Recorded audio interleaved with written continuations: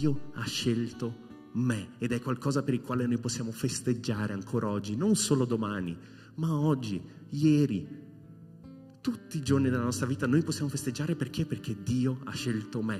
Perciò di nuovo cantiamo, celebriamo il nostro Signore con questo spirito di gratitudine, perché Dio ha scelto me. Cantiamo insieme il nostro Signore.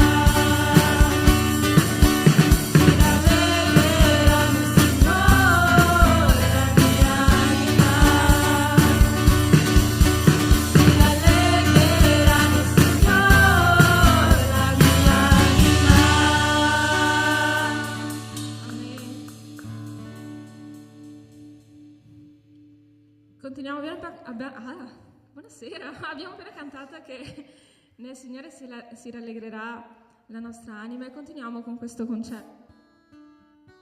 Continuiamo a cantare che il Signore è il nostro scudo in ogni momento in cui noi possiamo essere tristi, possiamo essere arrabbiati, e anche poco prima di venire al culto, magari arriviamo qua con una carica di emozioni negative, una carica di chissà, tutto quello che ci stiamo portando alla giornata, ma appena entriamo qua, appena iniziamo a lodare il Signore, appena iniziamo a ascoltare la Sua parola, che la nostra anima possa rallegrarsi, che possiamo trovare rifugio in Lui da tutto quello che ci assale durante la settimana o la giornata. Cantiamo.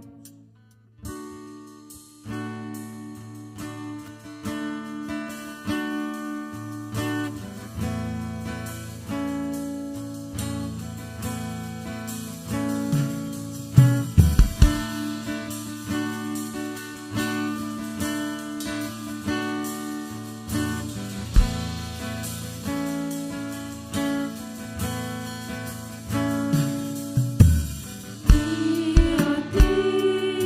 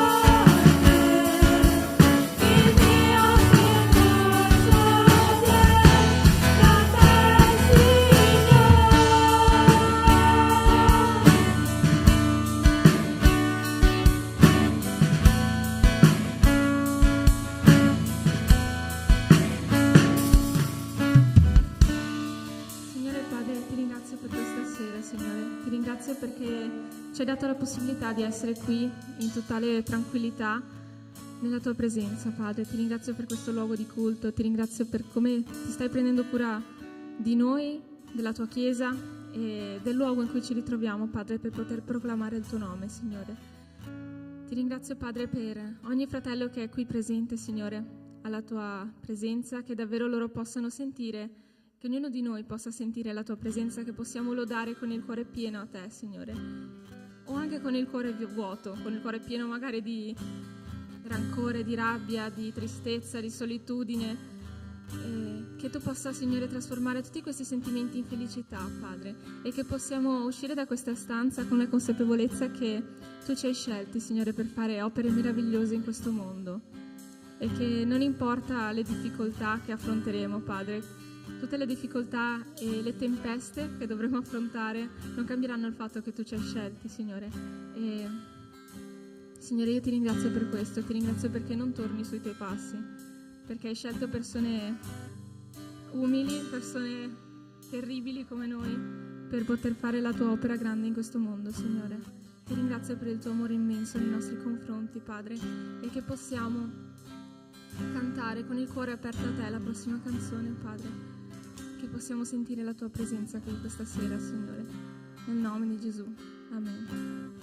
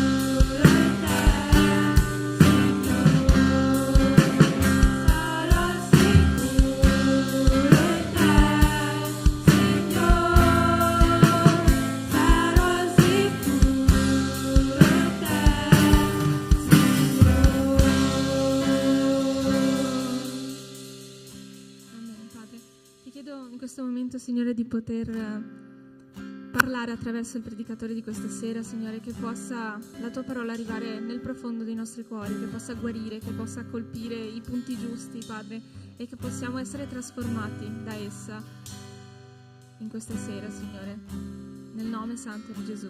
Amen. Potete sedervi.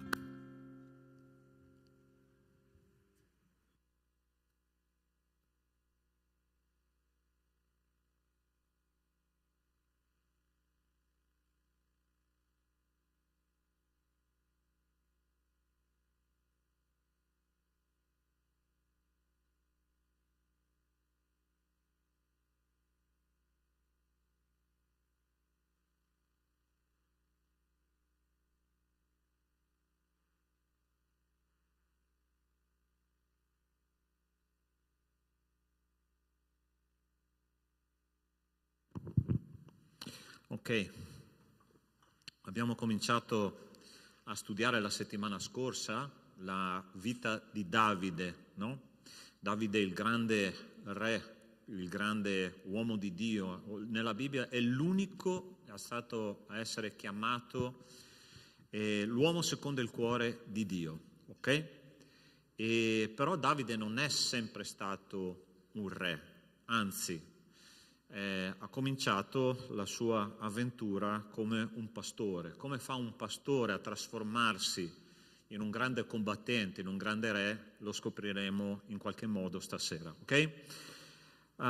Dice così il testo che abbiamo scelto questa sera. Il Signore disse a Samuele: fino a quando farai cordoglio per Saul, mentre io l'ho rigettato, perché non regni più sopra Israele? Riempi di olio il tuo corno e va.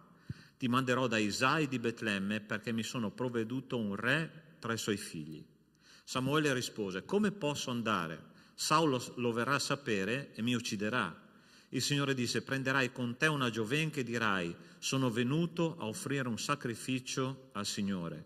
Inviterai Isai al sacrificio, io ti farò sapere quello che tu dovrai fare e tu ungerai per me colui che ti dirò.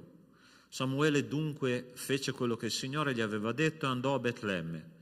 Gli anziani della città gli andarono incontro turbati e gli chiesero: vieni in pace? Ed egli rispose: pace. Vengo a offrire un sacrificio al Signore, purificatevi e venite con me al sacrificio. Fece anche purificare Isai e i suoi figli e li invitò al sacrificio. Mentre entravano, egli pensò, vedendo Eliab: certo, l'unto del Signore è qui davanti a lui. Ma il Signore disse a Samuele: non badare al suo aspetto né alla sua statura, perché io l'ho scartato. Infatti il Signore non bada a ciò che colpisce lo sguardo dell'uomo, l'uomo guarda l'apparenza, ma il Signore guarda al cuore. Allora Isai chiamò Abinadab e lo fece passare davanti a Samuele, ma Samuele gli disse: il Signore non si è scelto neppure questo. Isai fece passare Samma, ma Samuele disse: il Signore non si è scelto neanche questo. Isai fece passare così 7 dei suoi figli davanti a Samuele, ma Samuele disse a Isai: il Signore non si è scelto questi. Poi Samuele disse a Isai: sono questi tutti i tuoi figli? Isai rispose: resta ancora il più giovane, ma è al pascolo con le pecore. Samuele disse a Isai: mandalo a cercare, perché non ci metteremo a mangiare prima che sia arrivato qua. Isai dunque lo mandò a cercare, lo fece venire. Egli era biondo, aveva begli occhi e un bel aspetto. Il Signore disse a Samuele: alzati, ungilo, perché è lui. Allora Samuele prese il corno dell'olio, lo unse in mezzo ai suoi fratelli. Da quel giorno lo Spirito del Signore investì Davide, poi Samuele si alzò e se ne tornò a Rama. Preghiamo che il Signore ci parli questa sera. Nostro Dio, nostro Padre, ti ringraziamo perché nella tua presenza, Signore, vengono chiarite tante cose. Ti prego, Signore, che questa sera possiamo meditare in profondità la tua parola, che tu possa, Signore, parlare ai nostri cuori e che tu possa cambiare le nostre vite. Sono sicuro, Signore, che ciò che c'è scritto nella Sacra Bibbia è la tua parola, e tutte le volte che noi meditiamo su di te facciamo un incontro personale con te. Ti prego, Signore, che questa sera sia altrettanto. Nel nome di Cristo Gesù. Amen. Allora, c'era un antefatto. Il Signore voleva un nuovo re di Israele, perché Saul era diventato un re totalmente disobbediente e ribelle alla volontà di Dio. E Dio ha detto questo nel testo che leggeremo. C'era un uomo, questa è la descrizione di Saul, c'era un uomo discendente di Beniamino che si chiamava Chis, figlio d'Abiel, figlio di Seror, figlio di Becorat, figlio d'Afiac, figlio di un Beniaminita. Era un uomo forte, valoroso, aveva un figlio di nome Saul, giovane e bello tra i figli di Israele. Non c'era uno più bello di lui, era più alto di tutta la gente, dalle spalle in su. Allora, non so se ti è mai capitato nella tua vita di essere una seconda scelta, ok? Una seconda scelta Per esempio, ti sei innamorato di un ragazzo, di una ragazza, ma quel ragazzo, quella ragazza è già innamorato di qualcun altro o di qualcun'altra. Non so se hai mai sperimentato nella tua classe, no? C'è il professore che ha il preferito o la preferita, anche se tu hai studiato tantissimo, ma c'è sempre il più intelligente di tutti che è il preferito del tuo prof, no? Oppure, ancora peggio, sei il preferito o sei la seconda scelta nella tua famiglia. C'è un esempio biblico che è molto interessante. Per esempio, nella famiglia di Giacobbe c'era il preferito della mamma e il preferito del papà, ossia Isacco preferiva Esaù perché? Perché gli preparava delle buone minestre, mentre la mamma preferiva Giacobbe perché? Perché lui era un ragazzo tranquillo, dice la parola di Dio, che abitava nelle tende e gli teneva compagnia, e questo ha creato un sacco di problemi in quella famiglia. Allora ti voglio raccontare la storia di un ragazzo che non è stato la prima, non è stato la seconda e neanche la terza, è stata l'8ª scelta degli uomini, ma è stata la prima scelta di Dio. Questo ragazzino che ovviamente si chiamava Davide e che ha veramente cambiato la storia del popolo di Israele, ma come abbiamo detto lui era l'8ª scelta. Allora attenzione, l'ambiente era difficilissimo. Saul era praticamente impazzito, non aveva più la ragione, no? Di lì a poco uno spirito cattivo lo avrebbe cominciato a tormentare, e c'erano i Filistei che erano un popolo sanguinario, e noi vedremo un po' più avanti anche che Davide ha combattuto contro dei giganti, ossia dei combattenti veramente di statura grandissima, ma c'era un ragazzino che si chiamava Davide, che è stata la prima scelta di Dio, che come abbiamo detto avrebbe cambiato la storia del popolo di Israele. Quindi Dio parla con Samuele, che era il profeta nazionale, e gli dice: vai a Betlemme perché io mi sono scelto un nuovo re e là tu devi andare perché quel nuovo re cambierà la storia. Allora il Signore dice: vai a Betlemme. Samuele era pieno di paura, perché? Perché Saul, come abbiamo detto, era impazzito, aveva paura di essere ucciso, e a Betlemme avrebbe avuto in quel momento la sua stella, ossia Davide sarebbe passato letteralmente dalle stalle alle stelle, ossia lui era un pastore di pecore, pascolava le pecore all'aperto, e Dio ha detto: è quello che io ho scelto. Quindi Samuele entra in casa di questa famiglia, e la famiglia designata per dare il re a Israele, che è la famiglia di Isai. Appena Isai mostra suo figlio primogenito, che cosa fa Samuele? Dice: questo sicuramente è il re che prenderà in mano le sorti del popolo di Israele. Allora noi non sappiamo la descrizione, non esiste, non ci sono dettagli, no? La parola di Dio dice che semplicemente gli occhi di Samuele hanno visto il primogenito e hanno detto: questo è il re di Israele. Probabilmente era un ragazzo alto, prestante, forte, non sappiamo se forse era combattente, ma sicuramente era un ragazzo che portava agli occhi subito, balzava agli occhi per la sua prestanza, per la sua estetica. Allora tante volte noi guardiamo la parte estetica delle persone e giudichiamo una persona dal punto di vista estetico, no? Ma Dio non guarda all'estetica, perché guarda tutt'altro, ossia Samuele ha sbagliato, e Samuele ovviamente non aveva una parola leggera, aveva una opinione pesante, era il profeta nazionale, era la persona più importante di Israele perché portava la voce di Dio al popolo, ma in quel momento lui ha detto: questo è l'unto del Signore, ossia noi possiamo sbagliare anche se siamo i migliori, ok? Anche il più spirituale di questa terra può cominciare a pensare in modo diverso da come Dio pensa, e in quel momento veramente Samuele ha sbagliato, quello non era l'unto, e davanti a lui passano 7 persone prima di arrivare a Davide, e dice: ma il Signore disse a Samuele: non badare al suo aspetto né alla sua statura, perché io l'ho scartato. Infatti il Signore non bada a ciò che colpisce lo sguardo dell'uomo, l'uomo guarda l'apparenza, ma il Signore guarda al cuore. Ossia, subito Samuele ha cambiato idea. Il grande profeta era un uomo che, se sbagliava, nonostante tutto ascoltava la voce del Signore. Allora, sta attento. Dio voleva dire in quel momento: io guardo al cuore. Non voglio persone che siano solo intelligenti, non voglio persone che siano solo degli strateghi nati. Io ho bisogno di un cuore che stupisca il mondo. Dio ha bisogno di cuori disponibili a fare la sua opera. Tante volte noi abbiamo la mania, se così possiamo chiamarla, no?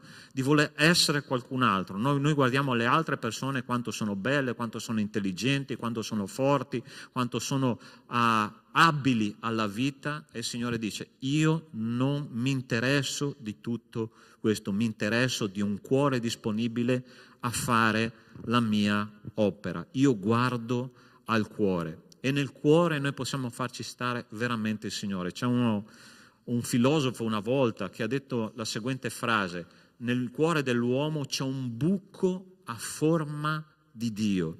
Questo filosofo si chiamava Søren Kierkegaard. Sicuramente qualcuno di voi l'ha studiato a scuola, no? E Davide era l'ottava scelta che gli uomini avevano fatto, ma Dio l'aveva scelto come prima scelta. Poi Samuele disse a Isai: sono questi tutti i tuoi figli? Isai rispose: resta ancora il più giovane, ma è al pascolo con le pecore. Samuele disse a Isai: mandalo a cercare, perché non ci metteremo a mangiare prima che sia arrivato qua. Allora sta attento, la parola ebraica che è stata usata in questo caso per dire il più giovane è la parola in ebraico Hakaton, che assomiglia molto alla parola italiana accattone. Chi è che conosce il significato della parola accattone? Ossia uno che fa le elemosine, uno che è lì per strada, è la mezza cartuccia, è l'hobbit della situazione, ok? Ossia il più piccolo ma anche il più sfortunato di tutti. E il Signore dice: va a prenderlo, perché io voglio vederlo prima di metterci a tavola. Noi non ci metteremo a tavola finché non arriverà anche l'ottavo, ossia l'ottava scelta di voi uomini. Allora, per Dio, Davide il suo cuore era come quello di Einstein. Sai che Einstein aveva un grande problema. Voi sapete che Einstein era dislessico.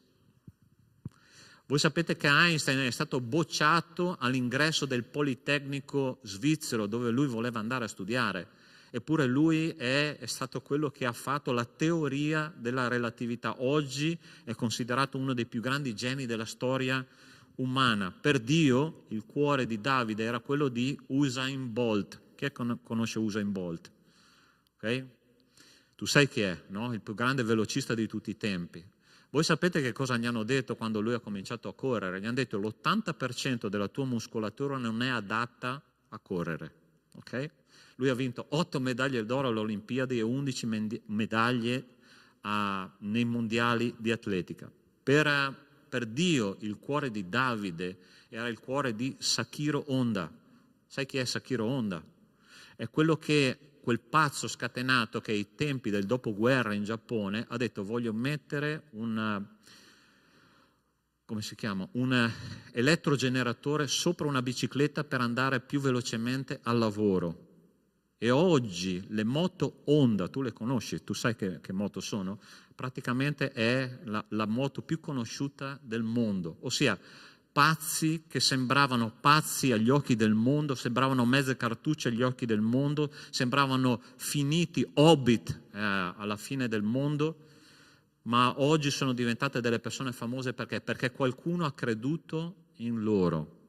E dice la parola di Dio che Samuele ha mandato a chiamare l'ottavo, e il Signore, quando l'ha visto, è appena entrato nella sala, dice così la parola di Dio: il Signore disse a Samuele: alzati, ungilo, perché è lui. Allora Samuele prese il corno dell'olio e lo use in mezzo ai suoi fratelli. Da quel giorno lo Spirito del Signore investì Davide, poi Samuele si andò e se ne tornò a Rama. Allora dice la parola di Dio che Davide ha scritto 72 dei 150 salmi che ci sono scritti, l'Hobbit, la mezza cartuccia. Di lui sono stati scritti 66 capitoli della parola di Dio, è il secondo dopo Cristo, ok? Ma lui era nei campi e pascolava le pecore invece che essere lì in bella presenza davanti al profeta Samuele. Io mi immagino la scena, no? Prova a immaginartela insieme a me. Lui arriva, dentro nella stanza tutti belli puliti, profumati, si erano purificati prima del sacrificio, purificati prima della cena. Lui arriva direttamente nella sala e Samuele non lo fa neanche purificare. Sai perché? Perché lui aveva già il cuore puro, perché la purificazione rituale in Israele era qualcosa che doveva richiamare alla mente una purificazione spirituale, ok? La cosa interessante è che subito Dio dice a Samuele: è questo che io ho scelto. Nessuno l'ha valutato, ma io l'ho scelto perché lui ha un cuore secondo il cuore di Dio. Davide non ha una scarsa stima di se stesso. Sai perché? Perché lui ha imparato, mentre era nei campi, a fare due cose. Due. La prima, lui ha imparato ad adorare il Signore. Tu sai che Davide era un grande suonatore di arpa. Quando Saul andava in crisi perché uno spirito cattivo lo tormentava, che cosa succedeva? Saul chiamava Davide, Davide suonava l'arpa, la sua adorazione portava pace al cuore di Saul. E l'altra cosa, mentre lui era nei campi, mentre era rifiutato, mentre era stato allontanato dalla famiglia, tu sai perché lui è stato allontanato? Perché lui aveva i capelli di colore rosso, ok? E in Israele le persone con capelli di colore rosso erano persone maledette da Dio e la famiglia si vergognava di lui. E lui aveva imparato, mentre lui curava le sue pecore, che Dio lo soccorreva in tutte le situazioni difficili. Guarda che cosa dice la parola di Dio qua. Andiamo avanti. Era l'ultima questa? Sì? Ok, ve lo leggo io allora, se lo trovo.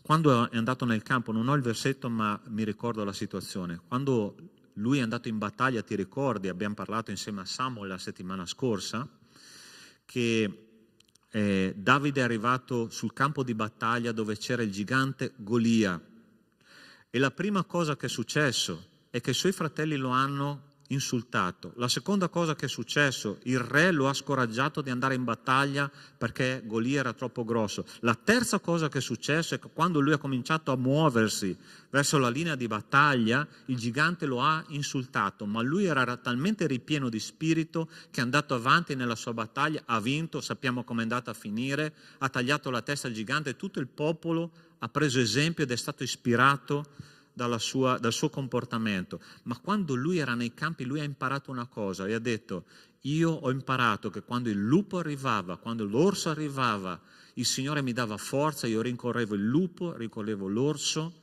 e il Signore mi ha aiutato. Lo stesso Dio che mi ha aiutato in quel caso mi aiuterà contro il gigante Golia.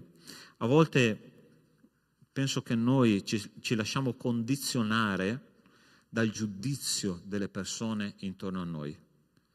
Non so come tu ti sei sentito o come ti senti, forse oggi anche, quando qualcuno ti dice che sei inadatto a fare certe cose, quando ti dicono che non hai abbastanza intelligenza o forse te lo fanno capire, quando c'è il preferito di mamma o di papà nella tua casa.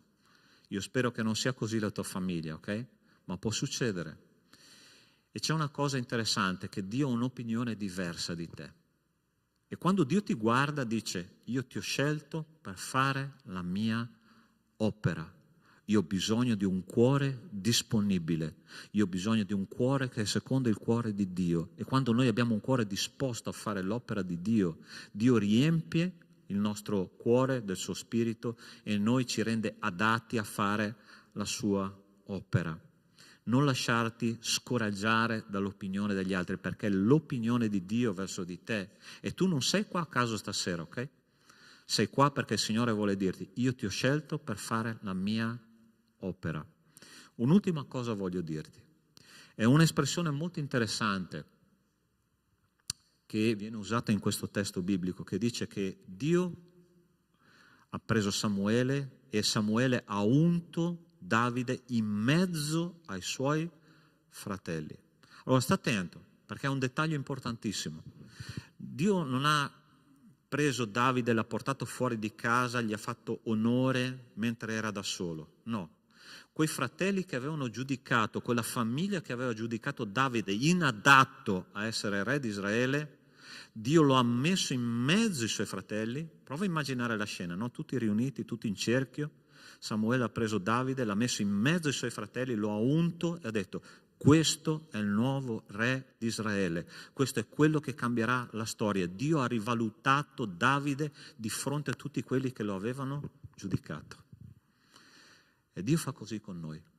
Dio ci prende, trasforma le nostre vite, ci rende adatti alla sua opera e infine dice, il Signore è orgoglioso del suo figlio, dice: è questo mio figlio che io ho scelto per fare la mia opera, zittendo tutti quelli che ti giudicavano.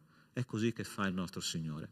Io vorrei che tu potessi rivalutare la tua posizione, la tua immagine di te stessa davanti a Dio. Quando Dio ti sceglie per fare un'opera, non dire nella tua testa: io non sono adatto. Non dire nella tua testa: non ho la capacità, perché Dio chiama e poi capacita le persone per fare la sua opera. Davide era adatto, umanamente parlando, secondo l'opinione degli altri? Non era adatto. Era un pastore. Come pastore poteva diventare un grande combattente, il re di Israele? Semplicemente perché Dio l'ha preso e gli ha dato capacità per farlo. Dio ti prende e ti mette capacità per fare al di là di quello che tu pensi e credi, perché il nostro Dio è un Dio grande. La tua vita è preziosa per Dio. La tua vita deve essere rivalutata. Pensa coi pensieri di Dio, non pensare con la testa degli altri, perché l'opinione che Dio ha di te è molto diversa di quello che gli altri hanno di te. Tu sei stato scelto per essere figlio di re, e se sei figlio di re, tu sei principe e principessa. Principe e principessa per fare l'opera di Dio. Sei vestito di un abito regale, sei prezioso agli occhi di Dio, anche se gli altri dicono non sei adatto. Io vorrei pregare insieme a te in questo momento, ok?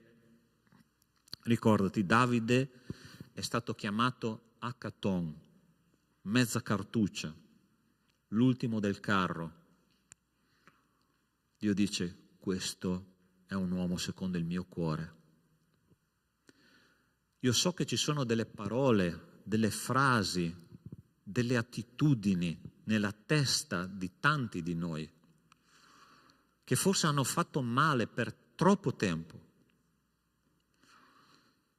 C'è una cosa interessante che succede quando le parole di un genitore, di un professore, di una persona che tu stimi ti fanno male. A volte ti fanno male dentro per tanto tempo. E la tua mente comincia a convincersi che quella parola pesante, dura, è vera. Sei uno stupido, non capisci niente, non vali, lascia perdere. E il Signore dice: tu sei la unica e mia prima scelta. Tu sei una persona di valore e io voglio usarti per la mia gloria. Nostro Dio, nostro Padre, io ti prego questa sera, Signore, che se c'è qualcuno qui con queste parole che fanno male dentro, tu possa disattivare, Signore, questo potere delle parole sbagliate. e che tu possa dare una visione nuova di vita. Ci sono persone che sono state ferite, abusate con le parole. Signore, ti prego nel nome di Cristo Gesù, è una catena diabolica. Questa famiglia ha giudicato un ragazzo solo per il colore dei capelli, ma tu l'hai chiamato a te e gli hai dato una nuova prospettiva di vita. Un ragazzo che era destinato a soffrire per tutta una vita, tu l'hai rivalutato e l'hai considerato prezioso. Un ragazzo che ha ispirato una generazione. Ti prego, Signore, che tu possa usare i nostri ragazzi per ispirare la nostra generazione. Grazie, Padre, perché io so che tu li hai chiamati non a caso, ma con uno scopo, e ciascuno di loro ha delle caratteristiche meravigliose. Per la tua gloria usali nel nome di Cristo Gesù. Amen.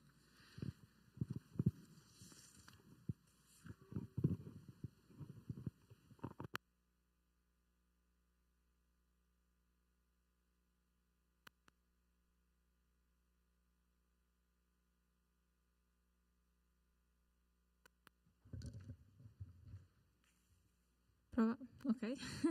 Alziamoci in piedi adesso per celebrare il nostro momento di decime offerte.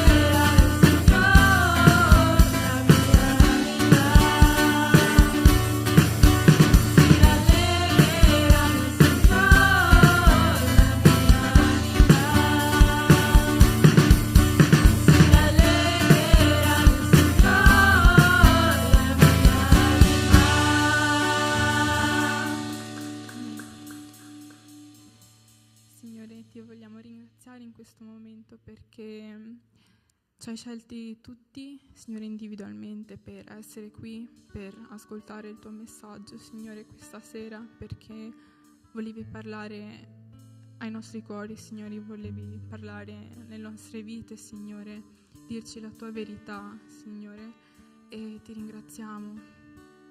Ti ringraziamo, Signore, perché tu ci hai scelti per essere qui, Signore, questa vita, Signore, quello che hai messo, Signore, che ci hai dato, le opere che, Signore, hai affidato a noi. E, Signore, ti vogliamo ringraziare, chiedere di continuare a guidarci, Signore, in quello che stiamo facendo, Signore, perché possa portarti gloria, perché possa innalzarti, Signore. Ti ringraziamo perché ci hai scelti e ci vuoi bene, Signore, grazie.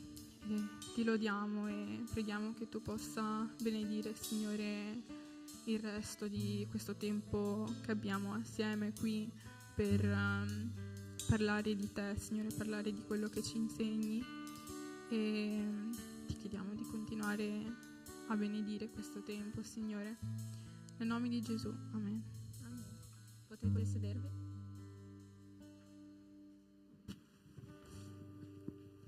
Ok, allora, un annuncio estremamente importante, anche se in verità già lo sapete, vero? Sì, dai, chiaro che già lo sapete. Domani è la domenica di... Ok, poco convinti, ho visto solamente 2 che hanno risposto, qua Gabriele ha risposto a Natale, ringraziamo il comico. Domani è la domenica di... Pasqua. E domani il nostro culto non inizia alle 10:30, ma inizia alle... qua abbiamo preso un po' alla sprovvista. Inizia alle... Dovete essere qua per le... Ok, adesso vi ho sentito un po' più convinti. Bisogna essere qui alle 9, perché prima del nostro culto noi faremo... Colazione. E quindi è imperativo che stiamo tutti qua? Esatto. È imperativo che siamo tutti qua alle 9, ok? Per chi ci porterà da mangiare e da bere, che mangeremo domani, ringraziamo davvero davvero tanto. Spero che vi siate messi in contatto con i leader dei vostri piccoli gruppi, con i pastori, con i diaconi, per capire chi porta cosa, in modo tale che domani mattina non ci ritroviamo a bere 10 litri di caffè ciascuno, perché tutti hanno detto ah sì, porto caffè. Ma adesso, passando in una nota più seria, davvero sarà un momento bello di comunione, e io spero sinceramente che tutti voi possiate essere qua in orario, in modo da poter godere appieno questa opportunità che abbiamo insieme. Il nostro culto, per chi inizia da casa, per chi ci seguirà poi da casa, non è ben chiaro se inizierà alle 10, alle 10:30, quindi tu che sei da casa aspettati magari qualche differenza di orari rispetto a come sei abituato, ma te che vorrai essere qui fisicamente domani alle 9, ok? Fin qua è tutto chiaro e cristallino? Perfetto, questa era principalmente la cosa più importante. Poi immagino che sappiate anche questo, ma questa sera, sabato e domenica, ci sarà il cambio orario. Una l'ha detta, grande, tifiamo. No dai, 2 l'hanno detta, vi ho sentito. Oggi ci sarà il cambio d'orario, quindi fate estremamente attenzione. Immagino che se domani vedo qualcuno arrivare in chiesa alle 10 tutto bello spavaldo perché pensa di essere in orario, capirò chi ha avuto problemi con il cambio d'orario, ok? Bene, poi la parte più costante dei nostri annunci rimane, quindi focalizzatevi esclusivamente su questo. Domani culto qui, Pasqua alle 9, ok? Serve che ripeta qualcosa? No? Perfetto. Tutto il resto ormai lo sapete perché lo ripetiamo molto molto spesso, perciò io vi saluto, principalmente tu che sei da casa, voi che siete qua fisicamente avete la sfortuna di vedermi ancora, e ci vediamo. Ciao ciao, buon sabato, che Dio vi benedica.